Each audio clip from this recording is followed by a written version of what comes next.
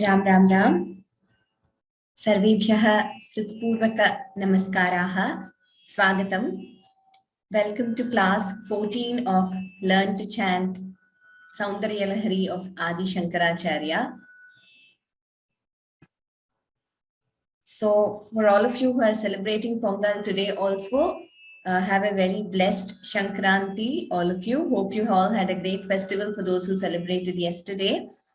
Sankranti Parvanaha Hardaha Shubhashayaha. In the previous class, we have completed learning till verse 32.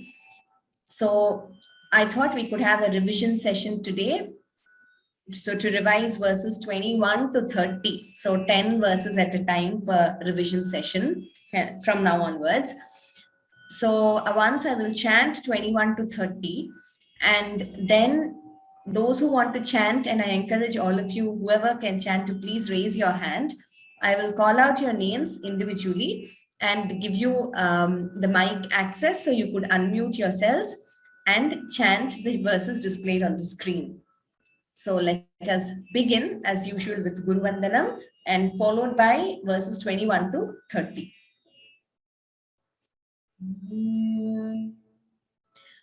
गुरुरेव गतिर्गुरुमेव भजे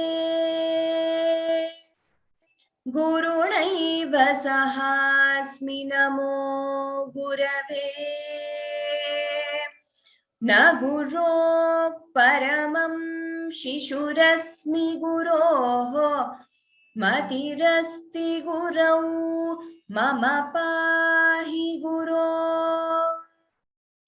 श्रुतिस्मृतिपुराणानामालयं करुणालयं नमामि भगवत्पादशङ्करं लोकशङ्करम्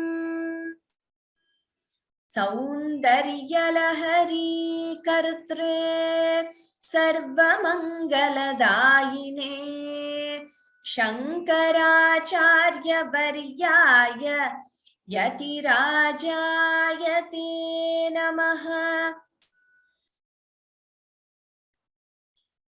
शिवशक्त्या युक्तः यदि भवति शक्तः प्रभवितुं न चेदेवं देवः न खलु कुशलः स्पन्दितुमपि अतस्त्वामाराध्यां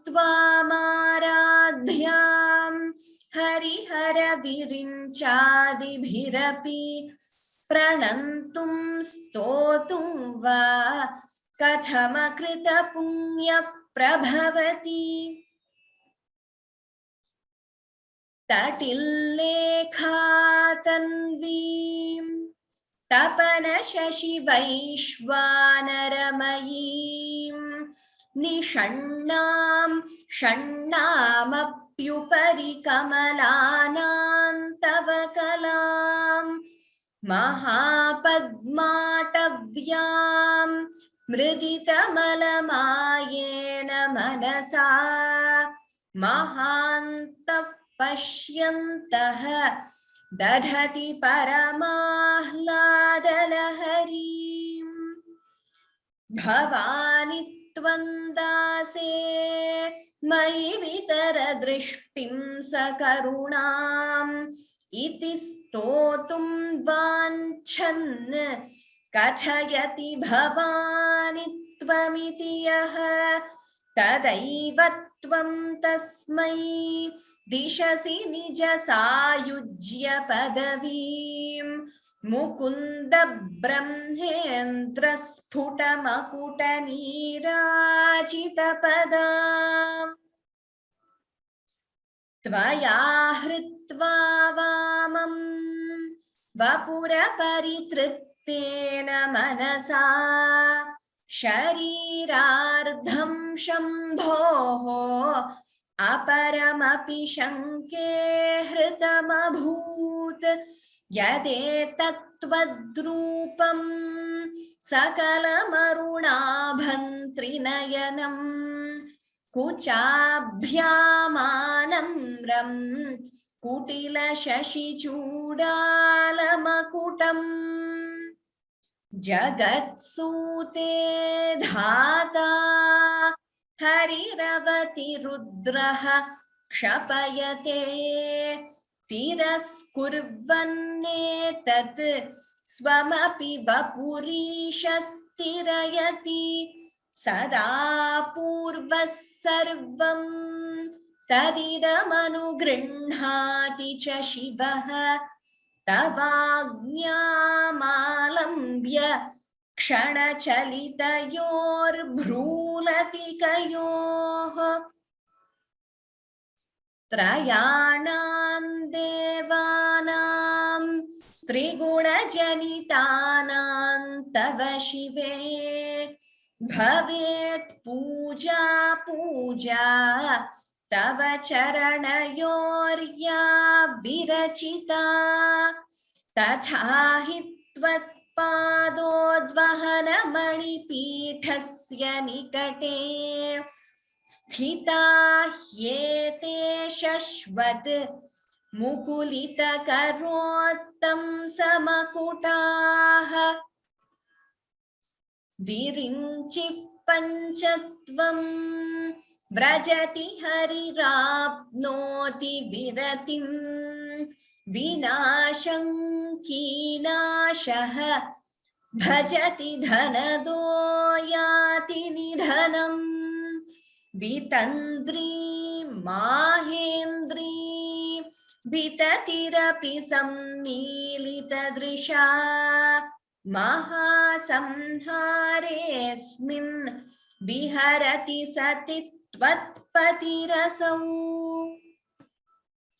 जपो जल्पशिल्पं सकलमपि मुद्रा विरचना गतिः प्रादक्षिण्यक्रमणमशनाद्याहुतिविधिः प्रणामः संवेशः सुखमखिलमात्मार्पणदृशा सपर्यायः तव भवतु यन्मे विलसितम् सुधामप्यास्वाद्य प्रतिभयजरामृत्युहरिणीं विपद्यन्ते विश्वे विधिशतमखाद्यादिविशदः करालं यत्क्ष्वेलं कबलितवतः कालकलना न शम्भोस्तन्मूलम् तव जननि ताटङ्कमहिमा किरीटं वैरिञ्चं परिहर पुरः कैटभभिदः कठोरे कोटीरे स्खलसि जहि जम्भारिमकुटं प्रणम्रे श्वेतेषु प्रसभमुपयातस्य भवनं भवस्याभ्युत्थाने तव परिजनोक्तिर्विजयते स्वदेहोद्भूताभिः घृणिभिरणिमाद्याभिरभितः निषेव्ये नित्ये त्वाम् अहमिति सदा भावयति यः किमाश्चर्यं तस्य त्रिनयन समृद्धिं तृणयतः महासंवर्ताग्निः विरचयति नीराजनविधिम्.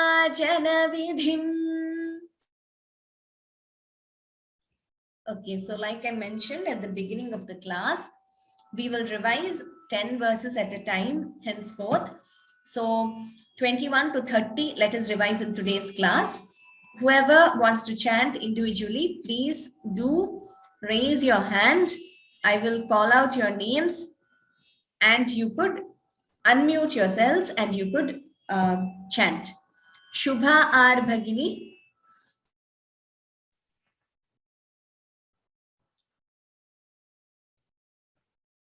Yes, Shubha Bhagini. It shows you are unmuted, Shubha Bhagini. Please chant. Unable to hear you, Bhagini.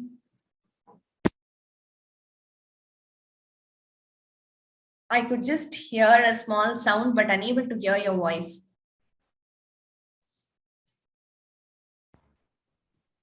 Can you hear me now, Bhagini? Yes, I can hear you now. Thank you.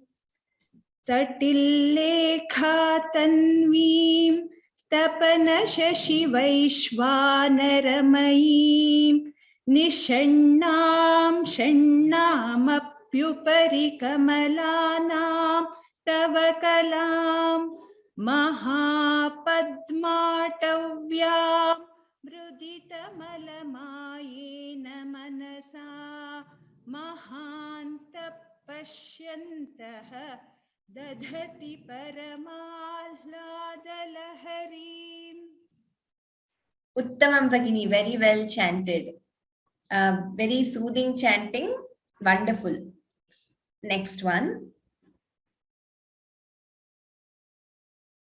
Rekha Bhagini. Please unmute. Ram, Ram, Ram. Ram, Ram, Ram. Whoever finishes chanting, please lower your hand. Rekha Bhagini, Bhavanitvam Dase Mayi. Yes, ma'am.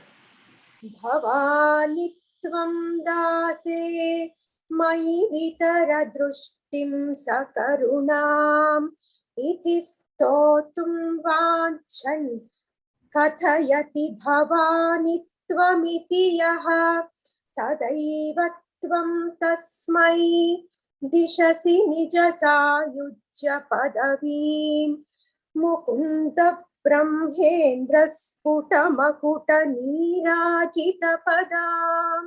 Tamam. One slight change here. I heard it as Drushtim. So the correct pronunciation, accurate pronunciation is Drishtim. It is Dr, not Dru. Dru would be different. Dru would be actually like what you see here, Mukunda Brahmendra. So that Dra with an Ukara would be Dru. But this is actually a Gunitaksharam. Dr. Drishtim, like Rishihi, Rituhu, like that. Drishtim Sakarunam. Just a slight observation, but just to make your pronunciation more accurate. Well chanted, Bhagini. Dhanyavadaha. Thank you, ma'am. Next, Jayashri Shankar Bhagini.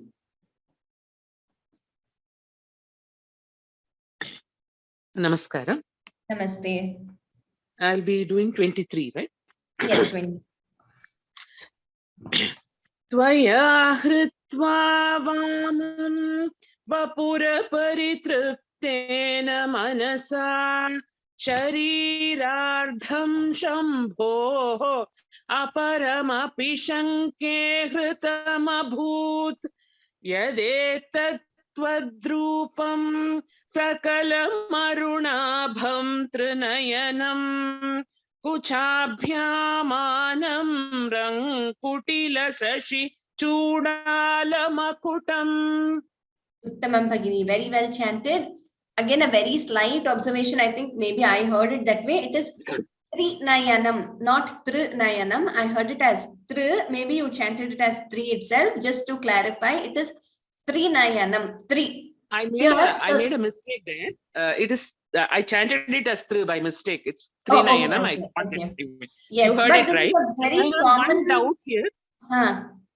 Sharirardham Shambho Aparamapi. That one, if we have to join, how do we do it? Shambhor Aparamapi. So it would be Sharirardham Shambhor Aparamapi. So instead of the Visarga and A, you get Ra. So Visarga goes, A goes, and you get Ra. So what we call Visarga Rephasanthi. So Sharirardham Shambhor Aparamapi. If you want to combine. So again, just for everyone's benefit, in this shloka is a very good example actually. If you see here, Vapura Paritriptena, here it is Triptihi is the word. So Vapura Paritriptena, like Drishtim in the previous verse. And here the third line, it is Trinayanam. So note the difference between this Triptena, Tri, and Trinayanam. Okay, so this subtle difference we should be careful while chanting. Dhanyavadaha Bhagini, well done. Padmashri Chakka Bhagini.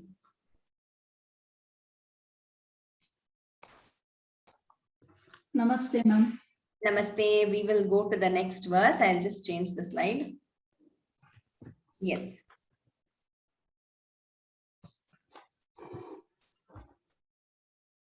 Jagat Sute Dhata.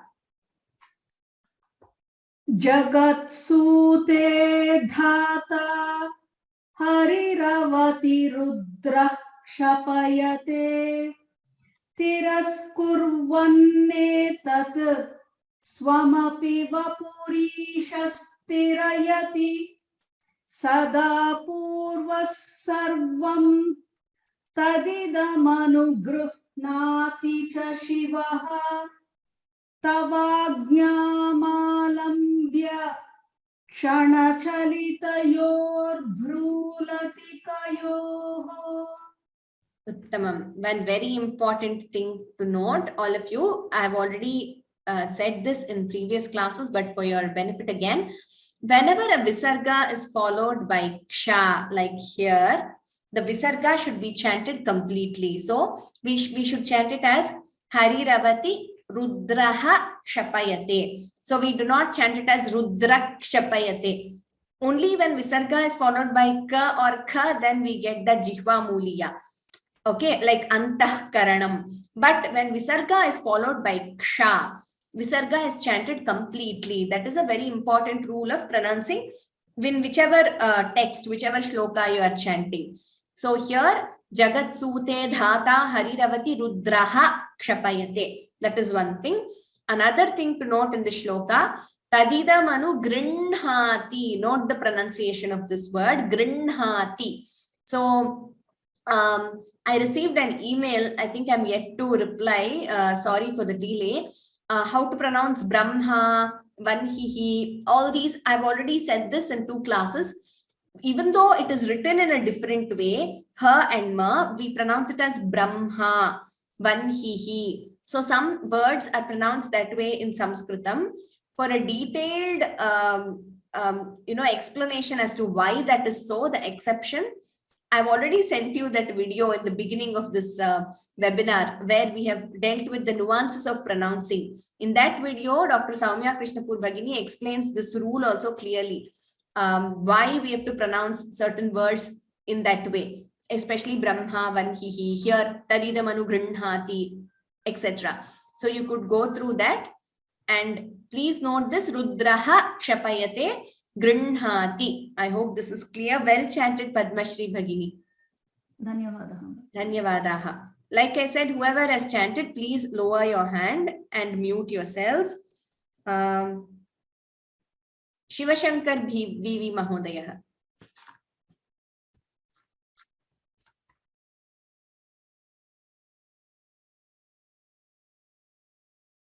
Yes, please unmute Shivashankar Mahodaya. I can see that you are unmuted, but I can't hear you. Shivashankar Mahodaya, I see you are unmuted, but I can't hear you, please.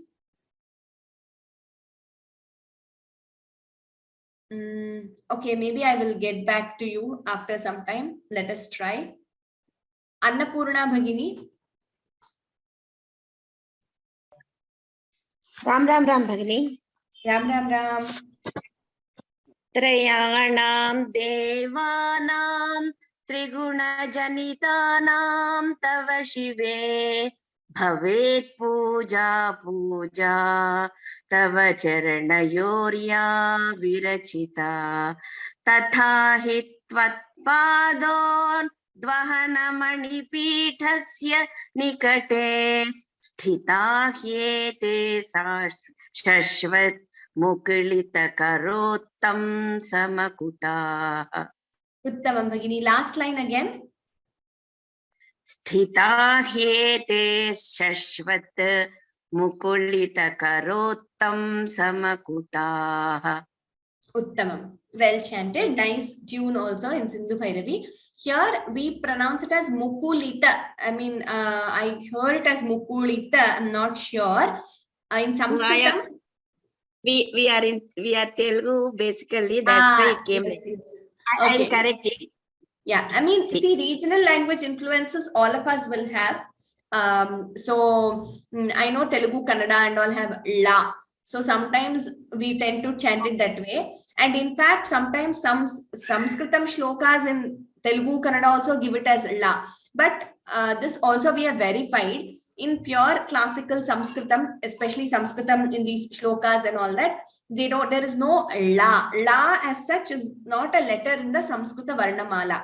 But in some places, due to regional influence, that la is heard. But strictly speaking, it is only la. We don't have la in Sanskritam. Well, Okay, I'll correct it. I'll correct it. Yeah, Mukulita Karottam Samakuta. Okay, yes. Dhanyavadaha Bhagini. Dhanyavadaha. Dr. Jayashree R.S. Bhagini. Namaste Bhagini. Namaste.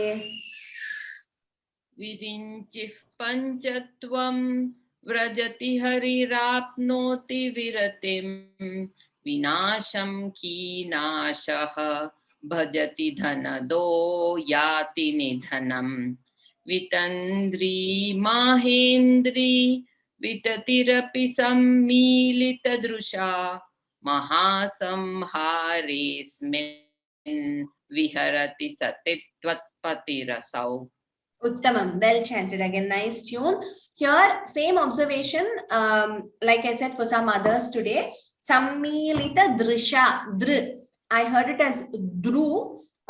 Sometimes, it's just, it's not very clear when we chant. So just to make everyone aware, Sammilita Drisha, there's a difference between Dr and Dru. So here it is Dr. Yes, I tend to make that mistake. Thank you. No problem. Yes. Dhanyavadaha. Well chanted. Again, I see there are many of you today. I'm sorry, everyone who has raised the hand can't chant, but as many as possible we will do. Which is why I've started doing like 10 verses at a time revision, so that we'll have more revision classes instead of doing 20. Revati S. Bhagini. Revati S. Yes. Ram Ram Ram. Ram Ram Ram. It is the 27th, right? Yes, Japo Jalpashil. Yeah.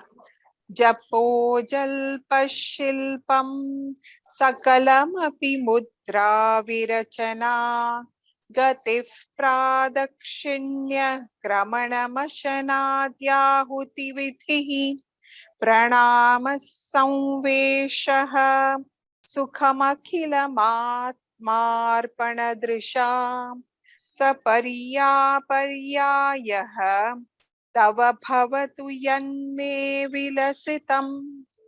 Sorry about the background noise. Sorry. Oh, I could not hear the background noise. Okay, because my husband left the TV on. Sorry about it. Oh, no problem. The last line again, Sapariya. Sapariya pariyayah tava bhavatu yanme vilasitam. Uttamam Bhagini. Well chanted. Your Atmarpana Drisha, Dr also was very clear. Dhanyavadaha.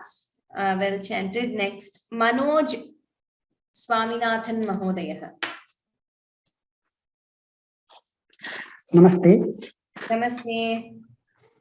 Sudhamapyaswadya pratibhaya jara mrityu harini vipadyante vishve vidhishatamakhadhyadi vishadah karalam yakshvelam kabalitavathak kalakalana na shambhostanmulam Tava janani tatanka mahima.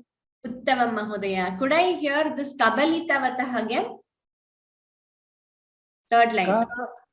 Karalam yakshvelam kabalitavathah kalakalana. So what you're doing is this Kabalitavathah I'm hearing a Mahaprana. Kaba is Alpa Prana. There is no Mahaprana as such here. Kaba lita vatah.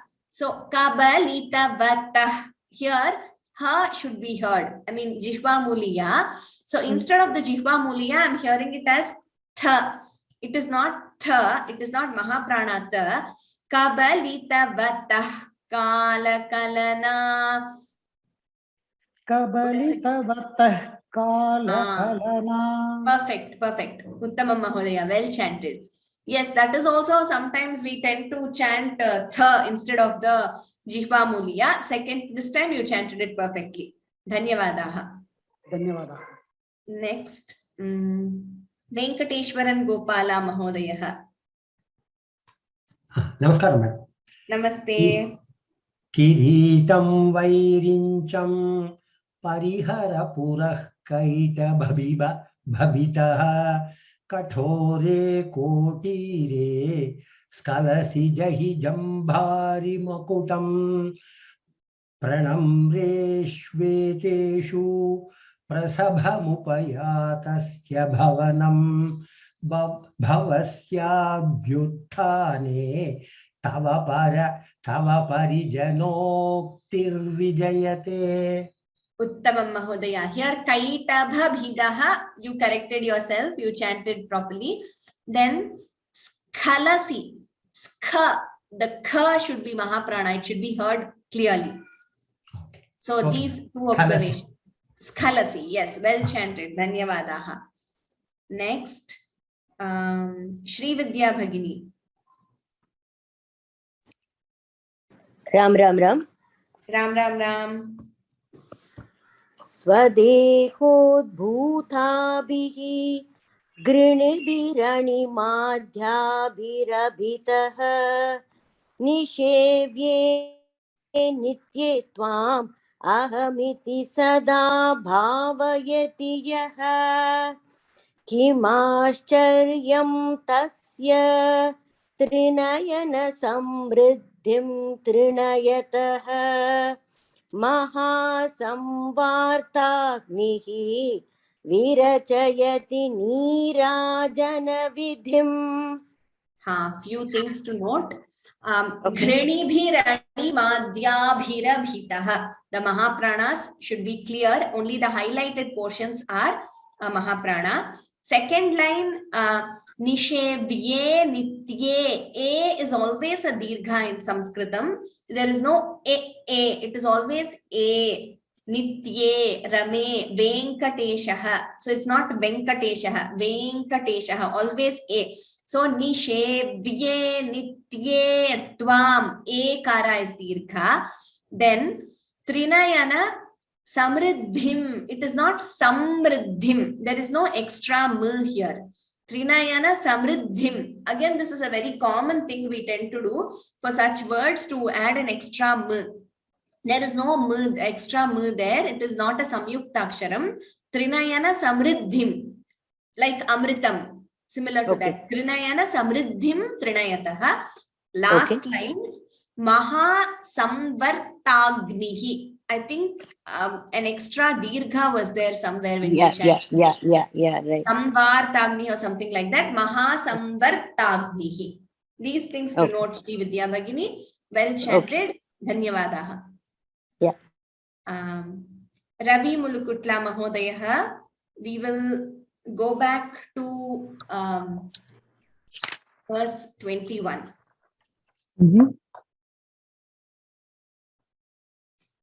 Ram Ram Bhagini, can you hear me?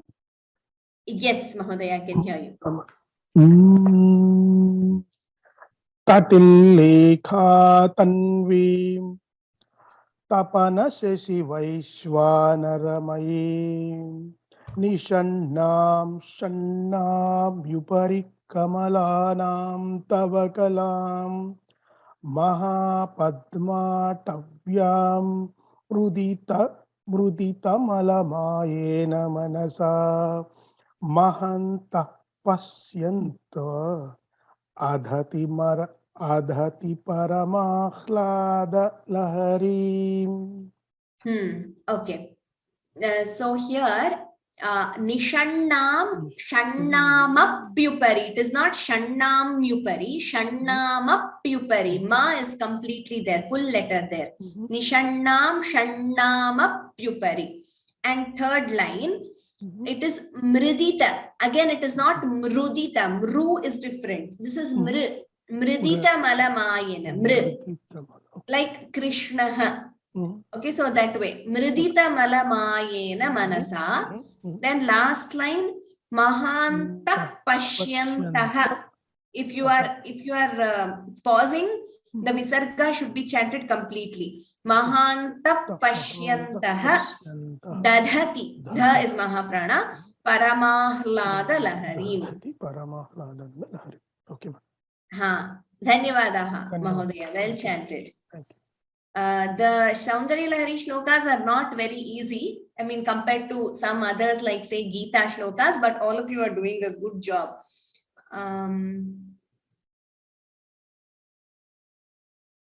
Okay, Rekha Bhagini. Rekha Bhagini has already chanted. Sirisha Bhagini.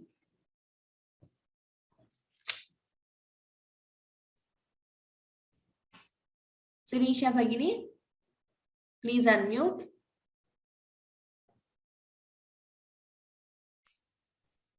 Sirisha Bhagini, please unmute. Yes.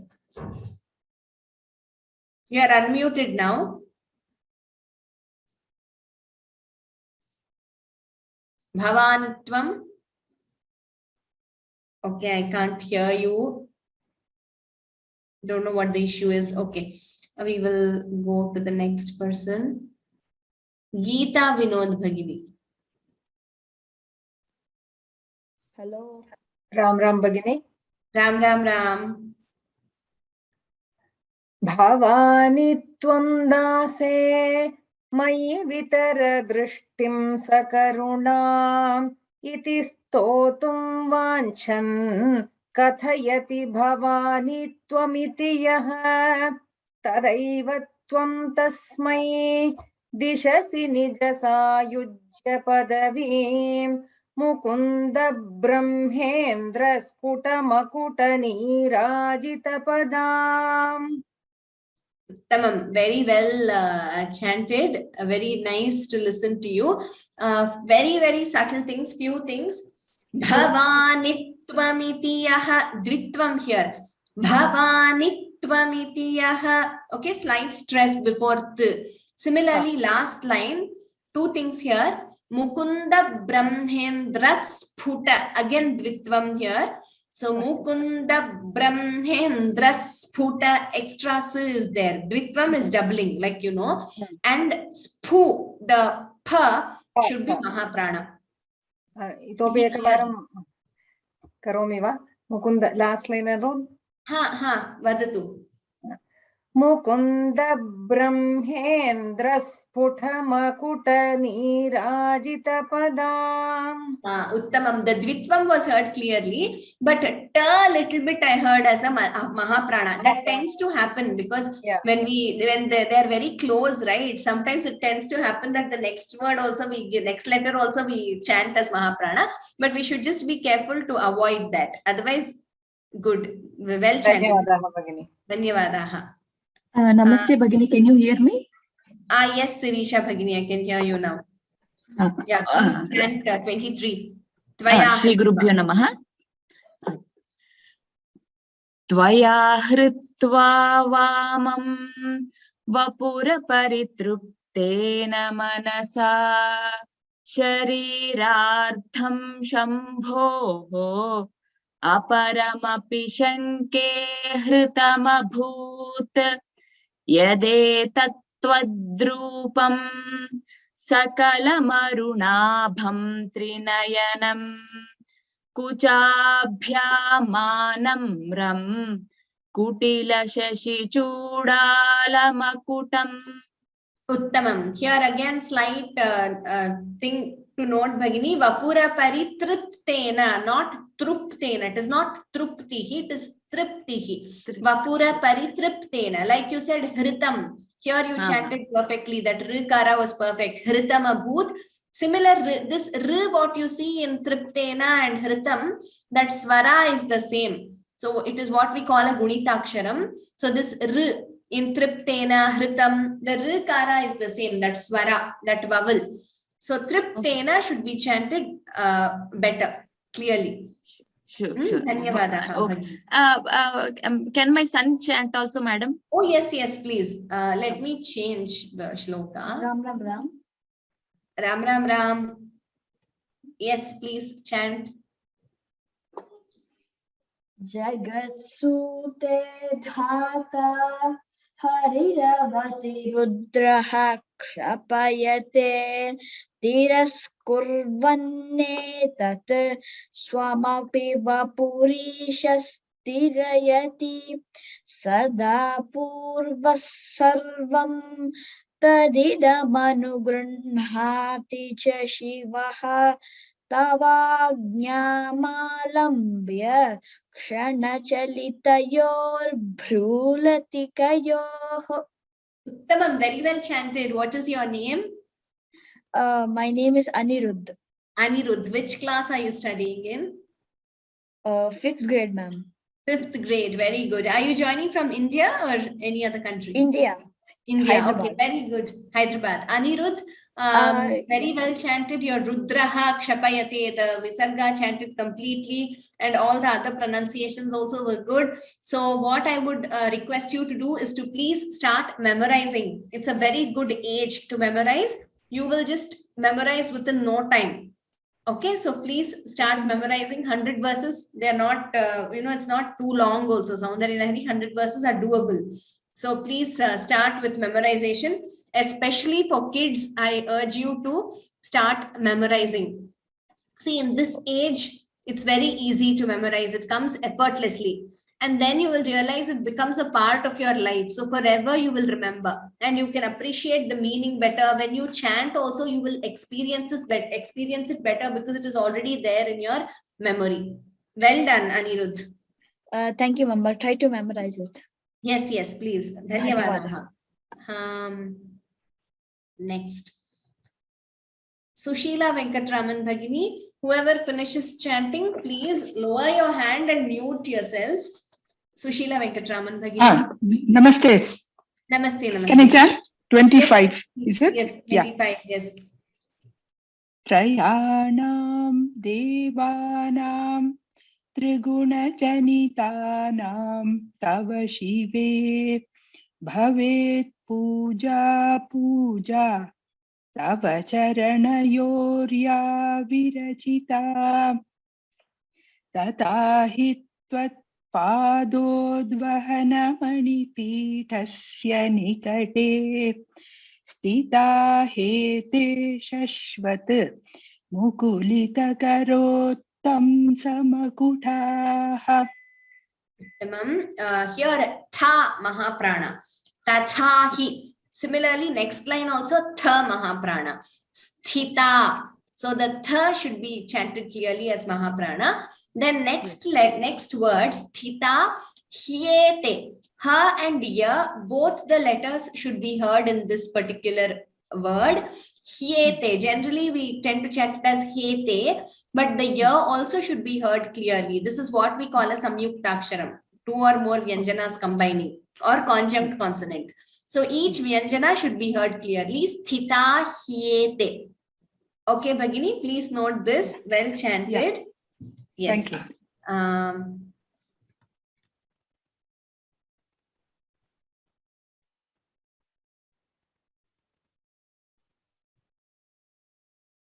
Okay, next. Whoever has chanted, please lower your hands because I'll have to find others otherwise. Yeah, Janaki Shivasubramanian Bhagini. Janaki Bhagini, please unmute.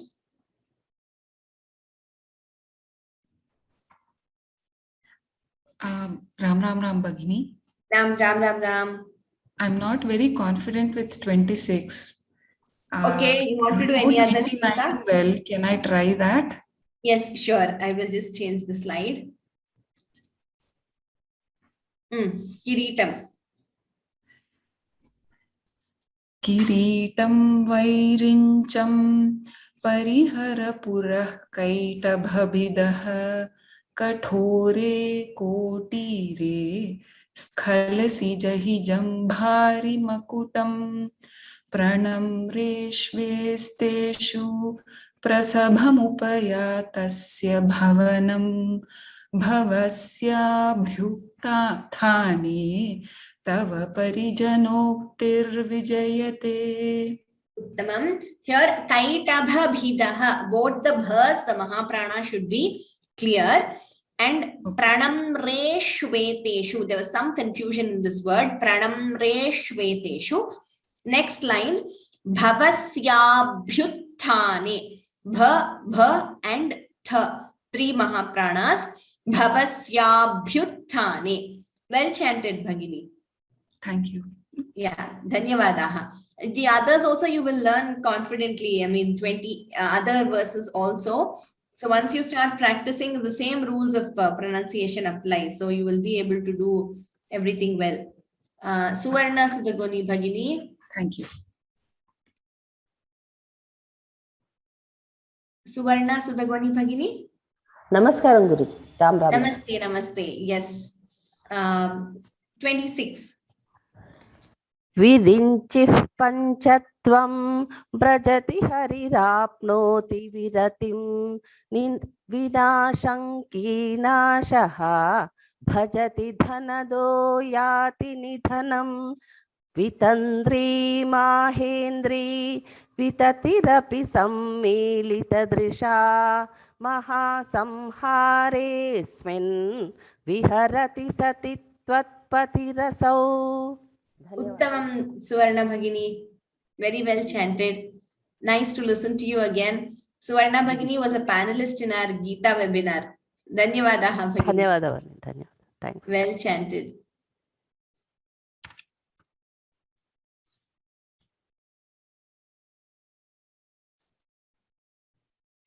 Shyamala Ramachandran Bhagini. Namaste. Namaste. 27. Japo Jalpa Shilpam Sakalamapi Mudra Virachana Gatif Pradakshinya Kramanamashana Dhyahuti Vidhi Pranamassamveshaha Sukhamakila Matmarpanadrisha Sapadya Padyayaha Tava Bhavatu Yanve Vilasitam. Uttamam, well chanted Bhagini. There was some lag while listening to you. So probably because of that, I heard it a bit delayed. The second line, we don't pause after Pradakshinya. Gatif Pradakshinya Kramanamashana Dhyahuti Vidhihi. And shall I repeat that line? Yes, second line. Gatif Pradakshinya Kramanamashana Dhyahuti Vidhihi. Uttamam Bhagini. Vidhihi, the Mahaprana. I know when there is no pause, it is even more, challenging to chant Mahapranas because we need more breath. We need to hold the breath for the entire pada and use more breath for Mahaprana. But it would definitely come with practice. Well chanted Bhagini. Dhanyavadaha. Anagha Srinivasan Bhagini. Namaste Bhagini. Namaste. Sudhamapyaswadya pratibhayajara mrityuharinim vipadyante vishve vidhishatamakhadhyadi vishadaha karalam yatkshvelam kabalitavadah kalakalana na shambhostanmulam tava jananita tankamahima. Uttamam Anagha, very well chanted. Are you studying in school? Yes, Bhagini. I'm in 7th standard. 7th standard, very good. Have you learned Sanskrit or shlokas before? Yes, Bhagini, I learned and I'm still learning. Oh, very good. Okay. Very good, Anagha. Very well chanted. Again, like I said, please try to memorize the verses. As and when we do, you can memorize. We are just doing 4 verses per week. So that's very easy. In fact, for all of you, not just for the kids, 4 verses per week we are doing new ones. So if you keep up that timetable, you can easily memorize 4 verses in 1 week. Or if you're finding memorizing very tough, you can definitely perfect those 4 verses, at least chanting, reading perfectly in that 1 week. It is a very doable pace. It's not very fast. Very well chanted, Anagha. Bhagini, actually, I've been learning Soundara Lahari from my mom until verse 30th. I have also by hearted it, Bhagini. Oh, wonderful. Very good. Until Anagha's, okay, send me an email on brinda.vyoma@gmail.com, because if there are any opportunities, I would like to consider you. Okay, Bhagini, thank you. Okay, I hope you have my email ID. Yes, Bhagini, I have. Okay, so please send me an email. Okay, thank you, Anagha. Dhanyawada. Thank you, Bhagini. Dhanyawada. Lalita S. Lalita Ram S. Ram Ram.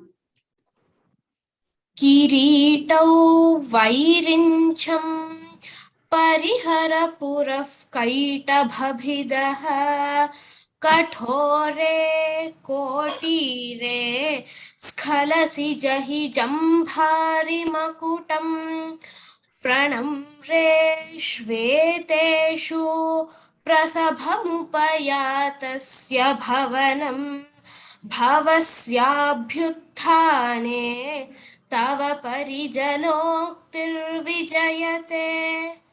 Uttamam, Lalita. The first line again. किरीटौ वैरिञ्चं परिहरपुरः कैटभभिदः. Here we don't chant it as puraf kaitabha. There is no fa there. It is pariharapurah kaitabhabhida. It is not puraf. Fa is not there. Pariharapurah kaitabhabhidah. Okay? Yes. Pariharapurah kaitabhabhidah. Uttamam, Lalita. Are you also studying, Lalita? Yes, ma'am, 8th standard.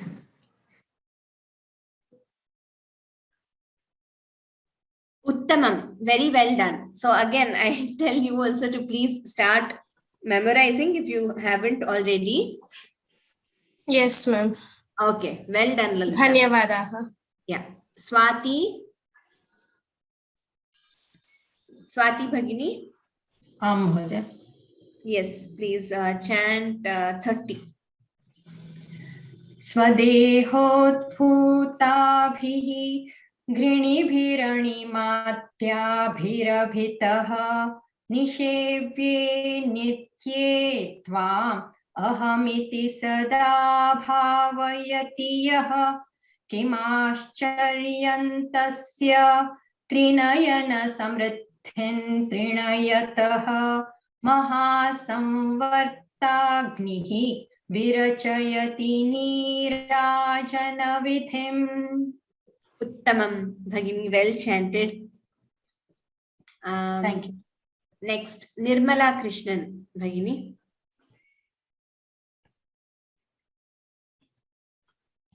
Namaste. Namaste, Bhagini. Namaste.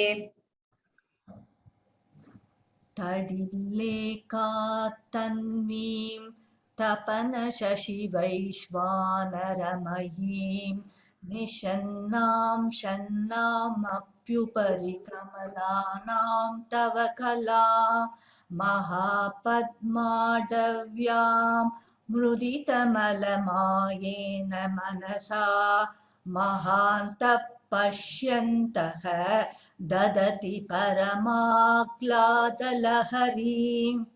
Uttamam. First word again. Tatilleka tanvi. Okay. Yes. Okay. I heard it as the. That is why I asked you. Tatilleka tanvim. Okay. Second line. Nishannam. Here it is not na, it is na. So here it is kamalanam. This na is different from this na. So nishannam shannama pyupari. So all of you please note the difference between this na and na. For na we twist the tongue more. So that should be clear. Nishannam shannama pyupari.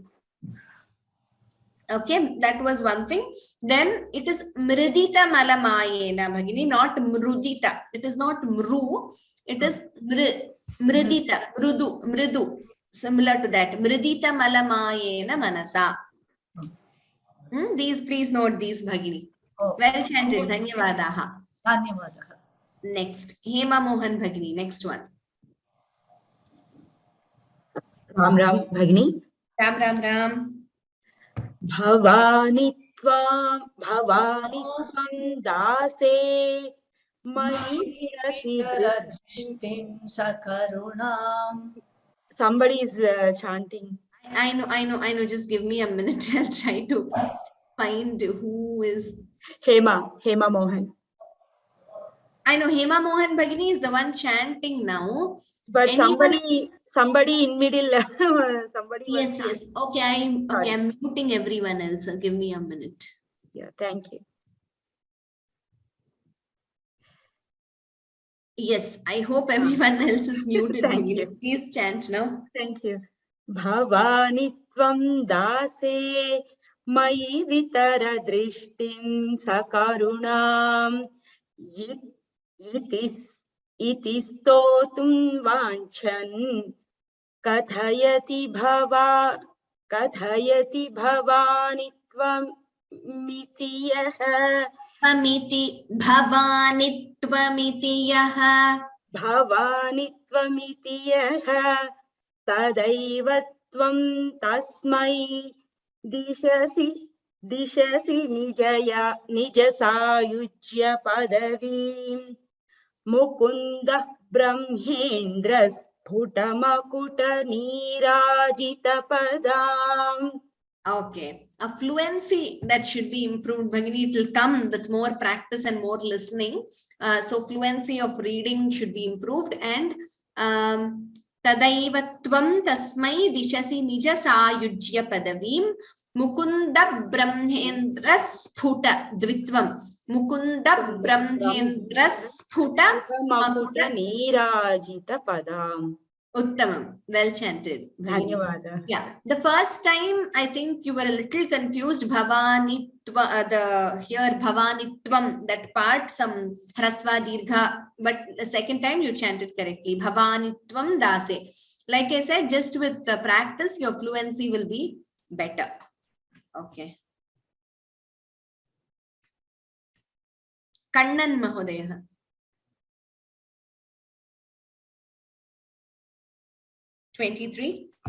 Yeah, Ram Ram.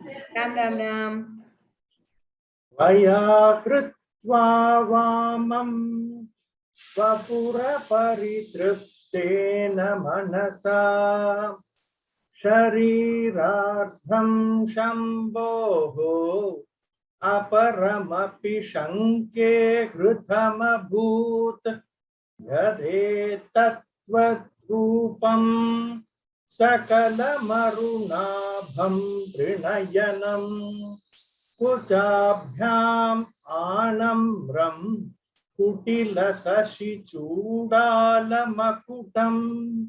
Uttamam Mahodaya. Shambhoho bha Mahaprana should be clearer. Hritama bhut, I could still hear the Mahaprana. Shambhoho I couldn't hear. So Mahapranas more clear would be better. You split it as kuchabhyam anamram, no problem. The splitting was correct. But generally we chanted together. Kuchabhyam anamram. Kutila shashi chudala makutam. Dhanyavadaha.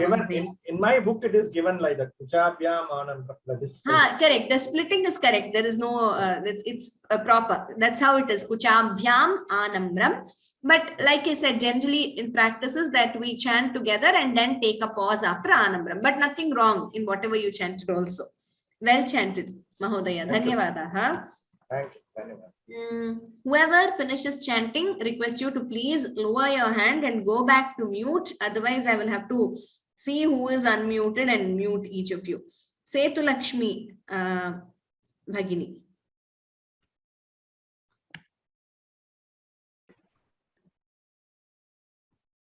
Twenty-fourth, ma'am, no?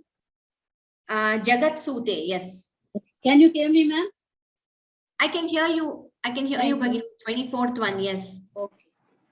Jagat Sude Data Harirabadi Rudra Kakshapayate Tiraskurvanne Tat Swama Vibapuri Sastirayati Sada Purva Sharvam Tadidamanukrannati Sashivaka Tavajnamalampya Chana Chalidayor Brulatikayoko.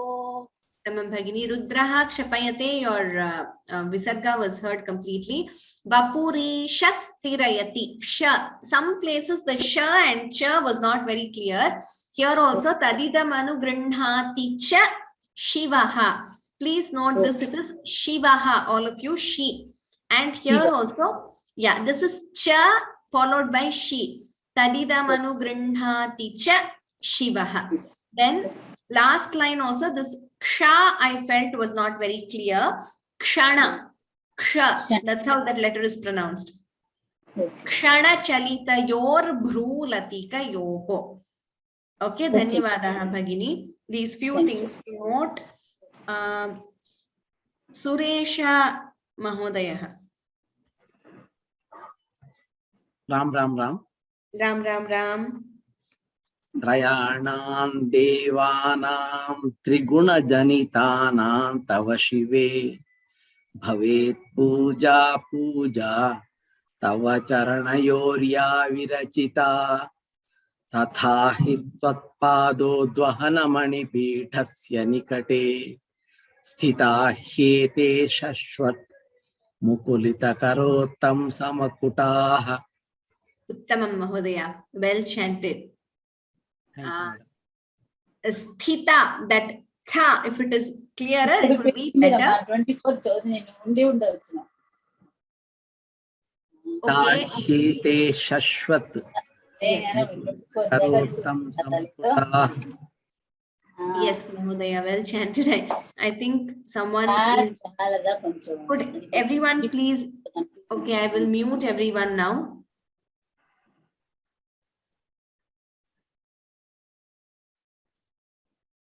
Others, please mute. Okay. Next. Swati Bhagini, did you chant? I think you chanted, right? Mahodaya. Yes, you chanted. Okay. Geeta Ashok Bhagini. Bhagini. Yeah, you did not chant, right? Yeah, first time. Yes, okay. 26th or? 26, yes. Namaste, Mahodaya. Namaste. Viranjiv Panjatvam Vrajati Hari Prapnoti Viratim Vinasham Kinashaha Bhajati Dhanato Yati Nidhanam Vidantri Mahentri Vidatirapi Sammilita Drisha Mahasamharesmin Viharati Saditvat Patirasau. Uttamam Bhagini. This dhanado, this word, it should be clearer. I noticed immediately. Sorry? I noticed it immediately. I didn't concentrate. Bhajati dhanato. Dhanado. Dhanado. Dhanado. Yati nidhanam. That ta and the differentiation should be very clear. Some of us tend to make that dhanado yati. Ta and the. And next line also vitatirapi. Bhagini, I want one tips. If I concentrate and recite, I think it comes. In the flow, sometimes it is not coming when I chant. With practice, it will come. You keep concentrating and reciting, and automatically you will get it. So what will happen word, is, if I repeatedly, if I attempt to pronounce it, it comes. but in the flow you tend to, yes, I understand. But like I said, Bhagini, you read each verse 5 times. And if in case, say for example, the second line, Vinasham Kinashaha Bhajati Dhanado Yati Nidhanam, that line itself you can concentrate and read 5 times, 10 times. Then read the entire shloka. In that way, what will happen after say 5 times, 10 times, the correct pronunciation will stick in your head. So then you will automatically, without effort, effortlessly, you will chant correctly. The first few times we will have to make that conscious effort when that word comes, then consciously repeat it with concentration correctly, then it would come easily to you after that. As you say, our regional pronunciation influence, also, yes, that all of us will have that, especially some languages like Tamil, ta, da, pa, ba, ka, ga we are have all only very single similar. Yeah, so that if we have learned from the beginning, from 5 years, yes, it would have been better for us. Yes, but the thing is, no, I mean, age is not a criterion at all, like I always say. So long we have been using only one ka, one ta, no, so that's why. In some languages like Tamil, but with practice it will come, Bhagini, not to worry at all. You chanted well, in fact. So little bit of practice and we all will be able to do it. Well chanted, Geeta Bhagini. Next, Parvati Krishnan.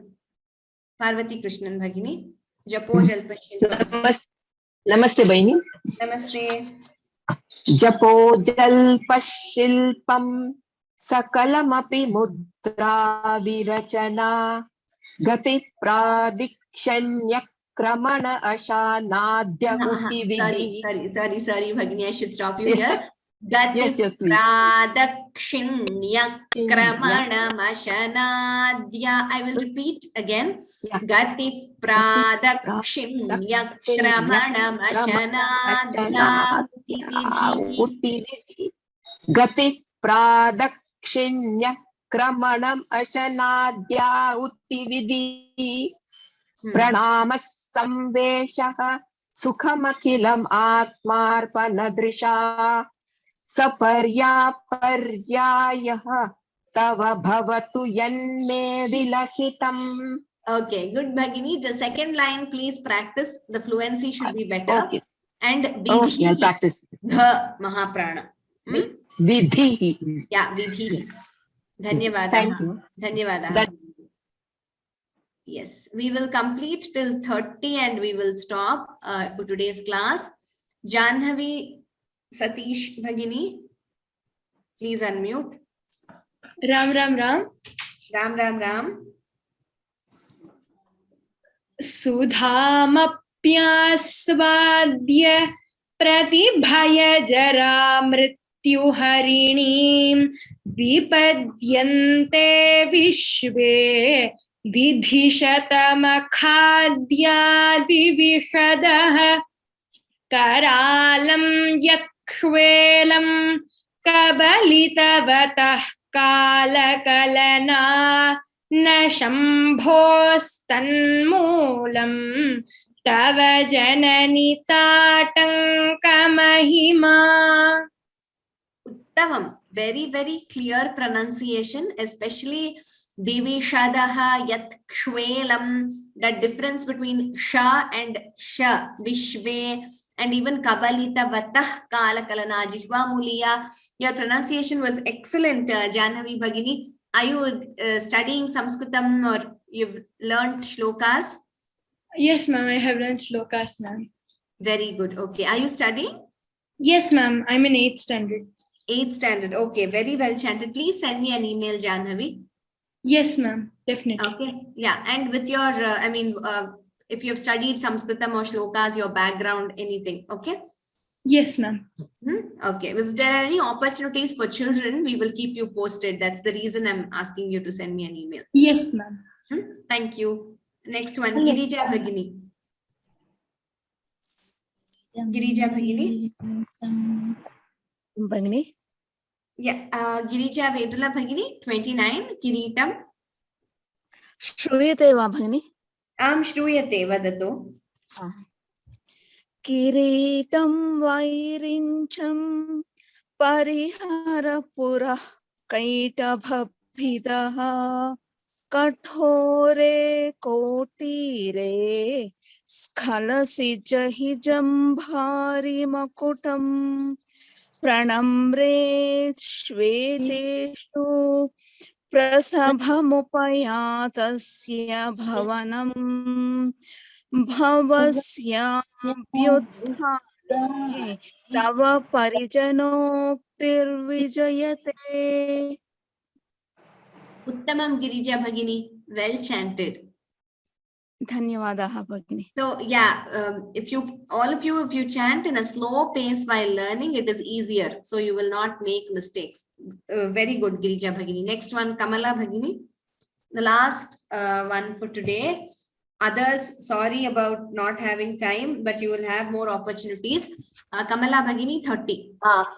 स्वदेहोद्भूताभिः घृणिभिरणिमाध्याभिरभितः निषेव्ये नित्ये त्वाम् अहमिति सदा भावयति यः किमाश्चर्यन्तस्य त्रिनय समृद्धिं तृणयतः त्रिनयन समृद्धिं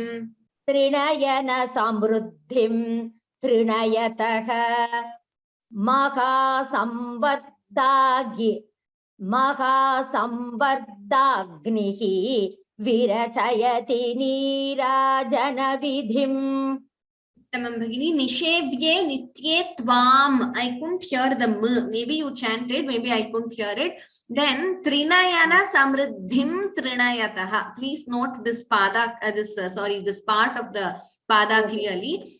I'll repeat once more. Trinayana Samruddhim Trinayataha. Samriddhim.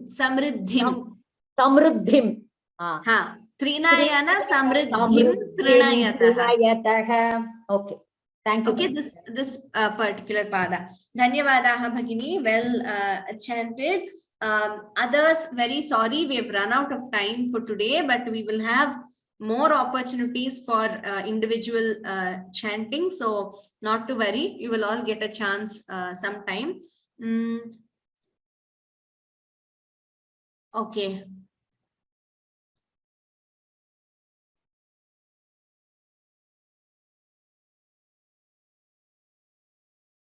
Okay, some of them have said congratulations, Anirudh. Congratulations, Anagha, for chanting very well.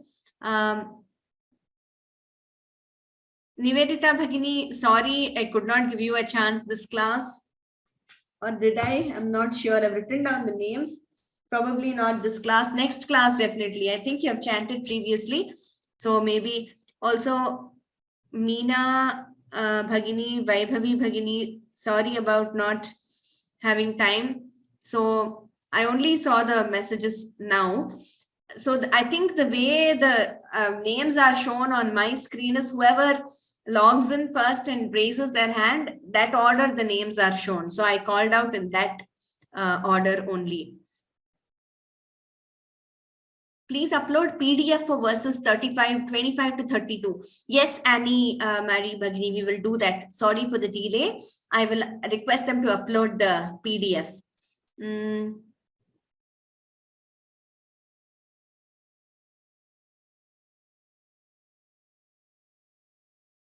Okay, some of you are requesting for the video on Sanskrit pronunciation, nuances of pronunciation, and the YouTube link. I will send it.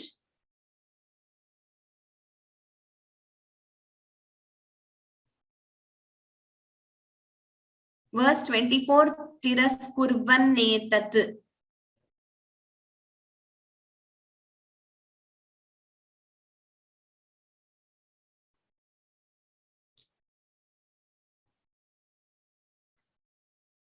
Okay, Shankar Narayanan Mahodayaha, Gomati Bhagini. We will see there are so many who write that they haven't chanted. Maybe in the next class, or sometimes what I do is like we did once, we send that link with the Google Sheet where you can enter your names, and then I call out accordingly. We will do it sometime in future again. Sorry for those who did not get a chance to chant today. We will conclude as usual with Shanti Mantraha. Any other doubts, you can please send me an email. It was wonderful listening to some of you today, and hopefully we'll listen to more participants in the coming classes. Sarve bhavantu sukhinah, sarve santu niramayah, sarve bhadrani pashyantu, ma kaschid dukkha bhag bhavet. Om Shanti Shanti Shanti. Sarvebhyah dhanyavadaha. We will meet next class at the same time, and we will continue learning the new verses. Dhanyavadaha punarmilamaha. We will meet next Sunday. Dhanyavadaha. Dhanyavadaha.